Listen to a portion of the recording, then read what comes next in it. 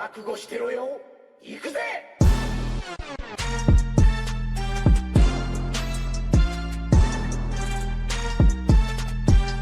Hello guys, super power battle explain के एक और एपिसोड में आप सभी का स्वागत है। आज की इस एपिसोड में हम देखने वाले हैं red Hulk and Martian Manhunter की बैटल में किसके पास जीतने का चांसेस ज्यादा होगा। सबसे पहले इन दोनों कैरेक्टर्स की पावर्स एंड एबिलिटीज के बारे में डिस्कस करेंगे। उसके बाद देखेंगे अगर ये दोनों एक दूसरे के खिलाफ लड़े तो कौन किसके ऊपर ज्यादा भारी पड़ेगा। So without wasting any time let's begin. Call me the Martian Manhunter.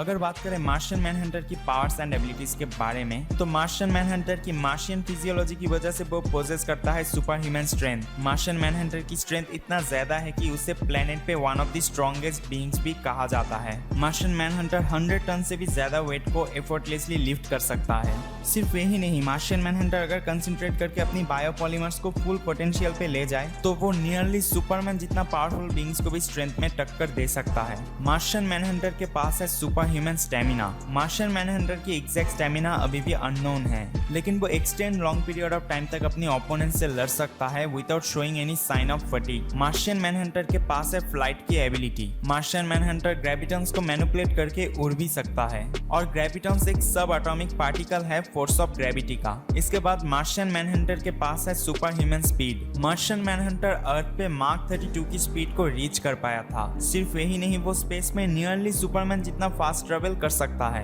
इसके अलावा मार्शियन मैनहंटर के पास है super human agility and reflexes. Martian Manhunter आराम से बुलेट्स को कैच कर सकता है। मार्शियन मैनहंटर सुपर स्पीड से अपने ओपोनेंट के अटैक्स को डॉज कर सकता है। सिर्फ यही नहीं, वो इतना ज्यादा तेजी से अपनी ओपोनेंट्स के ऊपर अटैक्स भी कर सकता है। मार्शियन मैनहंटर के पास है इनहैंस्ड रीजनरेशन की एबिलिटी। मार्शियन मैनहंटर कॉमिक्स वॉल्यूम 2 पर उसने अपने कटे हुए हाथ से अपने आप को पूरे तरीके से रीजनरेट कर लिया था। यानी मार्शियन मैनहंटर अपने कटे हुए ऑर्गन्स को भी रीजनरेट कर सकता है। मार्शियन मैनहंटर के पास है super human durability. Martian Manhunter की बायोमॉर्फिक स्ट्रक्चर उसे अलाउ करता है almost all types of kinetic energies को ऑब्जर्व करने में। इसके अलावा मार्शियन मैनहंटर बायोपॉलीमर्स को रिवाइंडिंग करके अपनी बॉडी को हार्ड कर सकता है और अपनी ड्यूरेबिलिटी को भी इंक्रीज कर सकता है। इसके बाद मार्शियन मैनहंटर के पास है टॉक्सिक इम्यूनिटी। वो all types of toxins and disease से इम्यून है। मार्शियन मैनहंटर के पास है शेप शिफ्टिंग की एबिलिटी। मार्शियन मैनहंटर किसी का भी रूप धारण कर सकता है। सिर्फ यही नहीं, वो जिस किसी का भी शेप में शिफ्ट होता है उसकी सारी की सारी चीजें कॉपी कर लेता है, जैसे कि voice and clothing.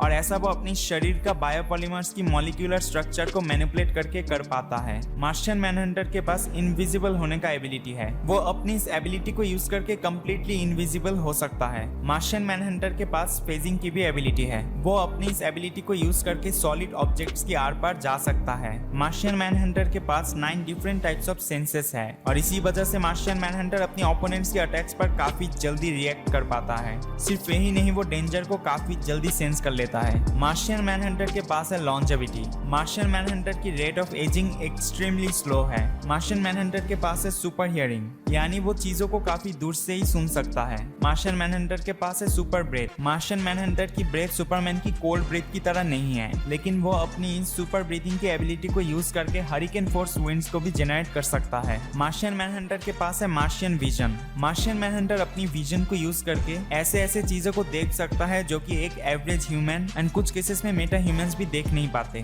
Martian Manhunter के पास 4 डिफरेंट टाइप्स ऑफ विजन है, जैसे कि electromagnetic spectrum vision, telescopic vision, microscopic vision, heat vision. Martian Manhunter अपनी हीट विजन को यूज करके थर्मो एनर्जी ब्लास्ट भी प्रोड्यूस कर सकता है और इसे आप थर्मोकिनेसिस भी कह सकते हो। मार्शियन मैनहंटर के पास टेलीपैथी की भी एबिलिटी है। ग्रीन लैंटर्न कॉमिक्स वॉल्यूम 3 पर ऐसा कहा गया है कि मार्शियन मैनहंटर प्लेनेट पे मोस्ट पावरफुल टेलीपैथ है। मार्शियन मैनहंटर की टेलीपैथी की एबिलिटी उसे प्रोवाइड करता है और भी कई सारे पावरफुल एबिलिटीज को, जैसे कि इल्यूजन्स दिखाना, किसी को पोजेस करना, एस्ट्रल प्रोजेक्शन करना, माइंड कंट्रोल, यानी वो अदर बीइंग्स की माइंड को भी कंट्रोल कर सकता है। Telepathic relay, telepathic assert and thought sensing. अपनी थॉट सेंसिंग की एबिलिटी को यूज करके मार्शियन मैनहंटर पता लगा सकता है कि उसकी ओपोनेंट या फिर कोई भी बीइंग कितना ज्यादा इंटेलिजेंट है। इसके अलावा मार्शियन मैनहंटर की जो एबिलिटी उसे बहुत ही ज्यादा डेडली बनाता है वो है उसकी मेंटल रियलिटी मैनिपुलेशन की एबिलिटी। यानी वो किसी की भी माइंड में जाकर एक मेंटल रियलिटी को क्रिएट कर सकता है और जिस किसी की भी माइंड में वो मेंटल रियलिटी को क्रिएट करता है उसे लगता है कि यही उसकी नॉर्मल रियलिटी है।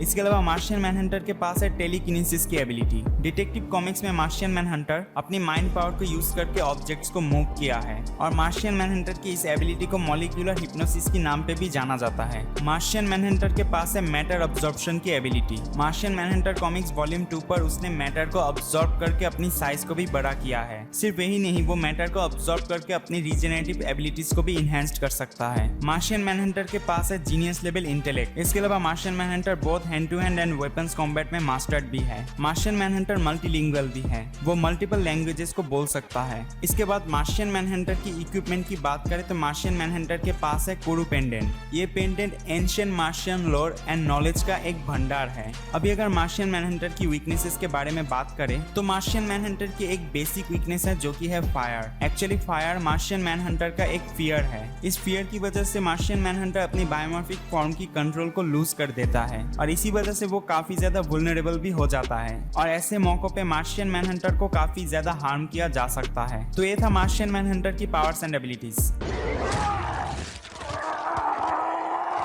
तो अगर बात करें रेड हल्क की पावर्स एंड एबिलिटीज के बारे में तो रेड हल्क जो कि असल में जनरल रॉस है वो अपनी मर्जी से ही रेड हल्क में ट्रांसफॉर्म हो सकता है। जैसा कि हमने ग्रीन हल्क की केस में देखा था, ब्रूस बैनर को ग्रीन हल्क बनने के लिए गुस्से की जरूरत पड़ता है। वो जितना जल्दी गुस्सा होता है वो उतना ही जल्दी ग्रीन हल्क में ट्रांसफॉर्म हो जाता है। लेकिन रेड हल्क की केस में ऐसा कुछ नहीं है। जनरल रॉस जब भी चाहे वो रेड हल्क में ट्रांसफॉर्म हो सकता है। ग्रीन हल्क की केस में जैसा कि हमने देखा था, अगर ग्रीन हल्क कोई भी पावरफुल ओपोनेंट से बहुत ज्यादा मार खा जाए तब वो फिर से ब्रूस बैनर बन जाता है। लेकिन रेड हल्क की केस में ऐसा कुछ भी नहीं है। वो अगर कोई पावरफुल ओपोनेंट से मार खाते खाते अनकॉन्शियस भी हो जाए तब भी वो रेड हल्क बना रहता है। रेड हल्क पोजेस करता है vast amount of super human strength. सिर्फ यही नहीं, वो अपनी स्ट्रेंथ को इंक्रीज भी कर सकता है रेडिएशंस को एब्जॉर्ब करके। रेड हल्क कॉमिक्स पर काफी सारे पावरफुल फीट्स को परफॉर्म किया है। कॉमिक्स पर रेड हल्क ने अबॉमिनेशन को ओवरपावर करके काफी इजीली डिफीट कर दिया था। रेड हल्क ने एक बार एक वॉचर को पंच किया है और मैं यहाँ पर आप लोगों को बता देता हूँ कि वॉचर्स मार्वल यूनिवर्स की बहुत ही ज्यादा पावरफुल बीइंग्स होते हैं। तो यहाँ से आप लोग अंदाजा लगा सकते हैं कि रेड हल्क की स्ट्रेंथ किस लेवल पर है। रेड हल्क के पास है super human leaping ability. Red Hulk green Hulk की तरह ही अपनी एक जंप से ग्रेट डिस्टेंस तक ट्रेवल कर सकता है। रेड हल्क के पास है नाई limitless stamina. Red Hulk constantly fight, run and perform कर सकता है फिजिकल एक्टिविटीज को, वो भी बिना थके। रेड हल्क के पास है super human durability. Red Hulk इतना ज्यादा डैमेज सह सकता है जो कि एक नॉर्मल ह्यूमन बीइंग को आराम से मार दे या फिर लो टियर की सुपर ह्यूमन बीइंग को भी। रेड हल्क के पास है super human speed. Red Hulk की स्पीड एक नॉर्मल ह्यूमन से काफी ज्यादा है। रेड हल्क के पास है regenerative healing factor. Red Hulk की हीलिंग फैक्टर ग्रीन हल्क की तरह ही है, लेकिन हाँ नोटिसेबली लेस पावरफुल है। इसके अलावा रेड हल्क कभी भी एज नहीं करता है। रेड हल्क के पास गामा रेडिएशन एमिशन की भी एबिलिटी है। रेड हल्क लगातार गिव अप करता है गामा रेडिएशन को और ये जो रेट ऑफ एमिशन है वो इंक्रीज होता जाता है रेड हल्क की गुस्से के साथ साथ। ये जो गामा रेडिएशन की एमिशन है, जब ये एकदम हाई लेवल पर पहुंच जाता है तब रेड हल्क की चारों तरफ सिर्फ आग और आग ही होता है। अगर रेड हल्क बहुत ज्यादा रेडिएशन को एमिट करेगा तब वो ओवरहीट की वजह से एक्सप्लोड भी हो सकता है और ये जो रेड हल्क की ओवरहीट की एक्सप्लोजन है ये एक इमेंस लेवल पर होता है जो कि रेड हल्क की ओपोनेंट्स के लिए भी काफी ज्यादा डेंजरस है। इसके अलावा रेड हल्क के पास है एनर्जी अब्जॉर्प्शन की एबिलिटी। वो कैपेबल है किसी भी टाइप की एनर्जी को एब्जॉर्ब करने में। रेड हल्क ने एक बार सिल्वर सर्फर की कॉस्मिक पावर को भी एब्जॉर्ब कर लिया था। Red Hulk hand to hand combat में भी काफी अच्छा है। तो ये तो था रेड हल्क की पावर्स एंड एबिलिटीज। अगर हम रेड हल्क की कुछ वीकनेसेस के बारे में बात करें तो अपने नॉर्मल फॉर्म में वो वल्नरेबल है एज एनी ह्यूमन। रॉस जब रेड हल्क में ट्रांसफॉर्म होता है तब भी वो डिस्प्ले करता है कुछ नोटेबल वीकनेसेस को, जैसे कि रेड हल्क को पावरफुल ब्लेड या फिर शार्प ऑब्जेक्ट से हार्म किया जा सकता है। पनिशर ने एक बार नाइफ से रेड हल्क की चेस्ट पर स्टैब किया था। इसके अलावा वोल्वराइन ने अपनी क्लॉथ से रेड हल्क की arm, back, chest and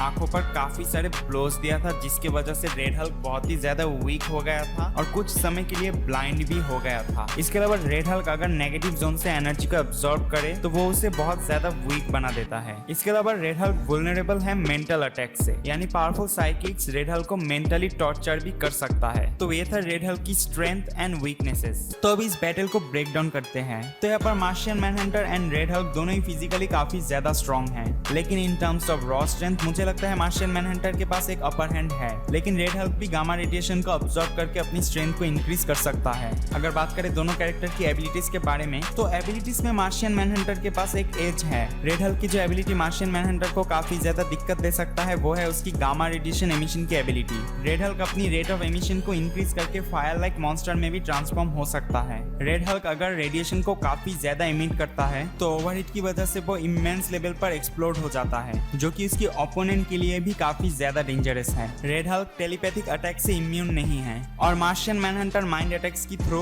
red Hulk को असॉल्ट भी कर सकता है। आफ्टर ऑल मार्शियन मैनहंटर की abilities as compare to Red Hulk काफी ज्यादा है। मुझे लगता है इन दोनों की बैटल काफी ज्यादा डिस्ट्रक्टिव एंड डेडली होगा, लेकिन मुझे अगर किसी एक की साइड चूज करनी हो तो मैं मार्शियन मैनहंटर को चुनूंगा। तो ये तो था सिर्फ मेरा ओपिनियन इन दोनों की बैटल को लेकर। आप लोग भी अपना ओपिनियन कमेंट सेक्शन पे जरूर बताना कि आप लोगों को क्या लगता है इन दोनों में से किसके पास जीतने का चांसेस ज्यादा है। अगर आप चैनल पे नए हो तो चैनल को सब्सक्राइब कर लेना, साथ में बेल आइकन को भी क्लिक कर देना ताकि ऐसे और भी कई सारे कंटेंट्स आपके पास सबसे पहले पहुंचे। मैं मिलता हूँ आप लोगों को नेक्स्ट वीडियो पे। Thanks for watching.